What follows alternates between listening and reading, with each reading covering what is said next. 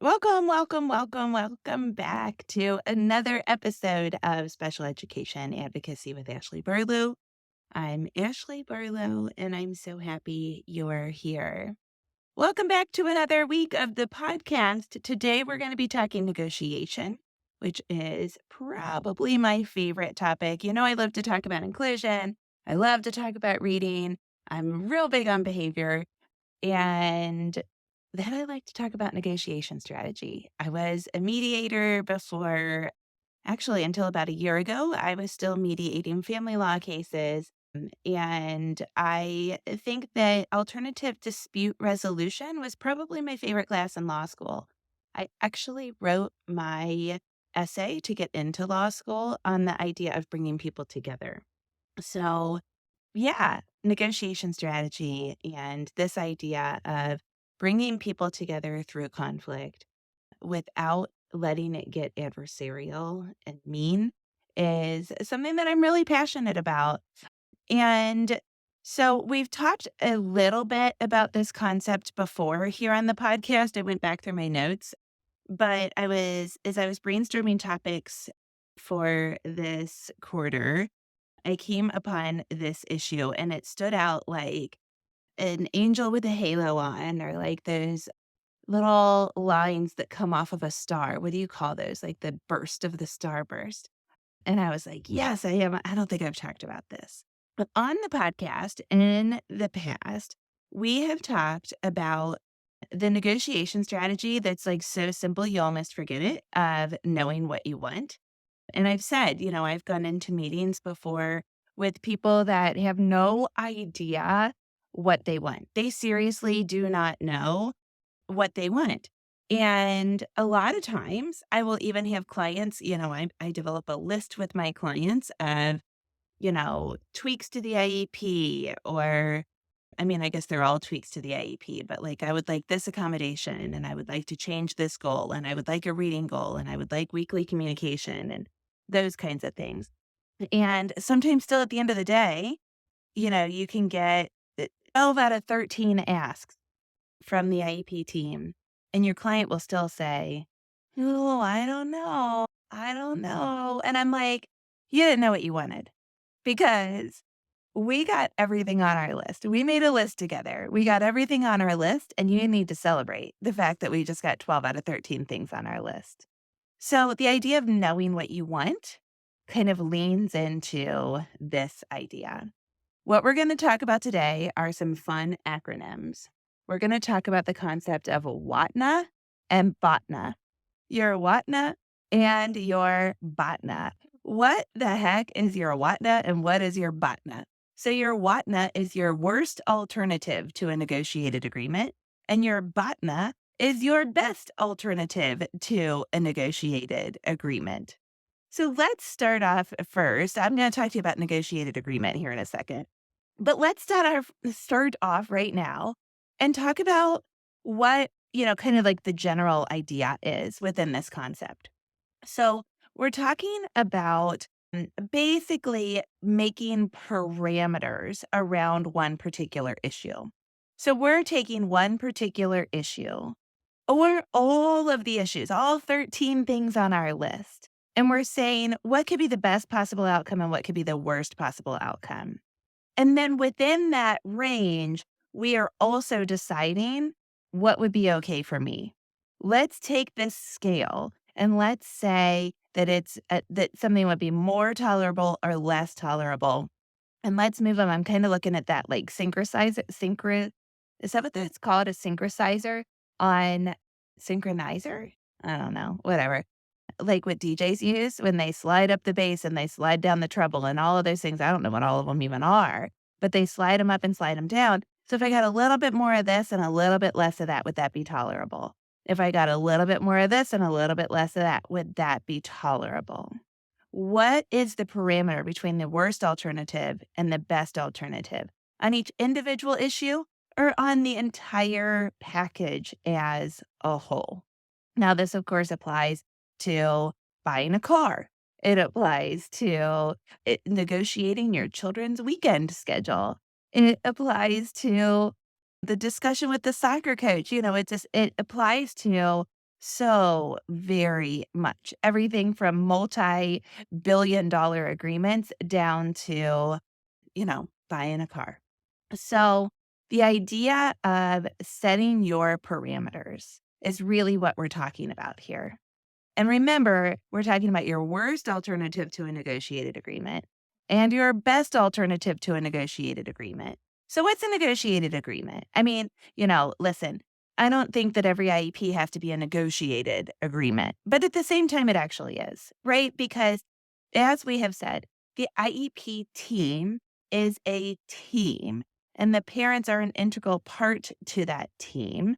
The federal law says that parents are an integral part to that team and get, parent participation rights and all of those rights that parents have. And so we're kind of charged with this idea of negotiating. We're charged with this idea of coming to agreement and working together in order to develop at least one great document called the IEP, which is going to generate the plan and the programming for each child throughout their throughout the year. And so the WATNA and the BATNA are your parameters within that negotiated agreement. So we could be talking about the IEP. We also could be talking about, some kind of due process discussion.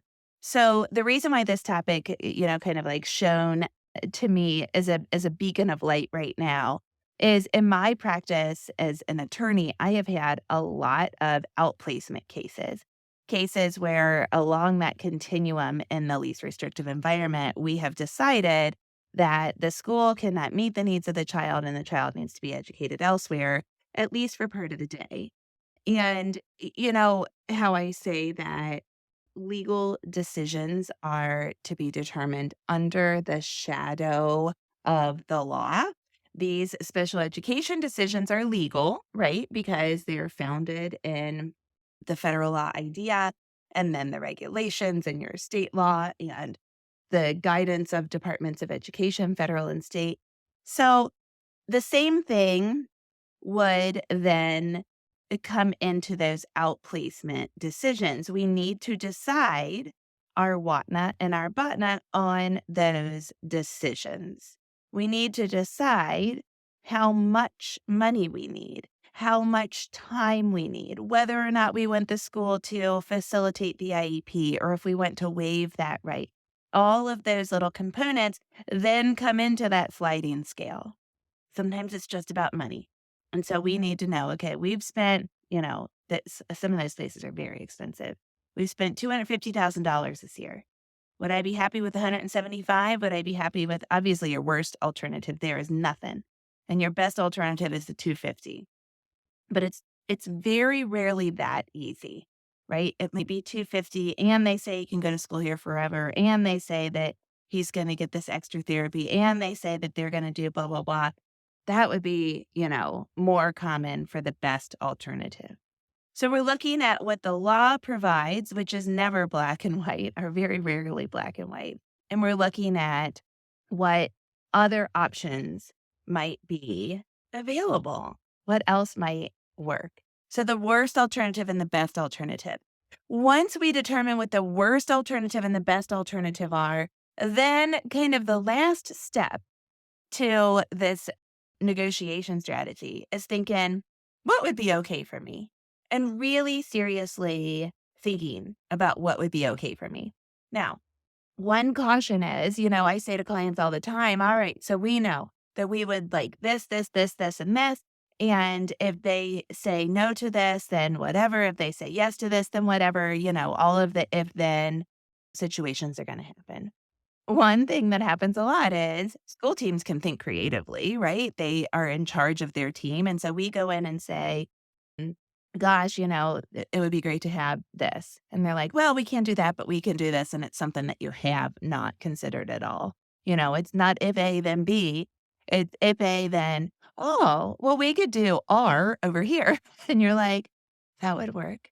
I was in a discipline meeting at the end of last year and we were trying to figure out a placement for a child that would decrease anxiety, keep the child safe, help out with a bunch of other situations that actually could impact other people in addition to the child. And so, we had gone in thinking about the child's current schedule and only about the child's current schedule. And the first meeting was with one administrator who said, "No, no, no, no, no, no, no, no, no." And I was like, "All right, we need to get a different administrator in here because that certainly didn't work." And so we came in with this other administrator, and this person said, we said, "Okay, here's where we were, and we wanted these 5 things." And the first person said no to all 5. And honestly, I kept talking about our 5 things. And all of a sudden, a sidebar conversation was happening between the new administrator and the person that had said no. And I was hearing things like, "What if?" or "Maybe," or "Mr. So and so that I had never heard of." And so I just started chatting with my clients. I started the meeting kind of like fizzled at the moment, and we weren't really like advocating or talking or collaborating, but I could tell that they were doing something. They were brainstorming something.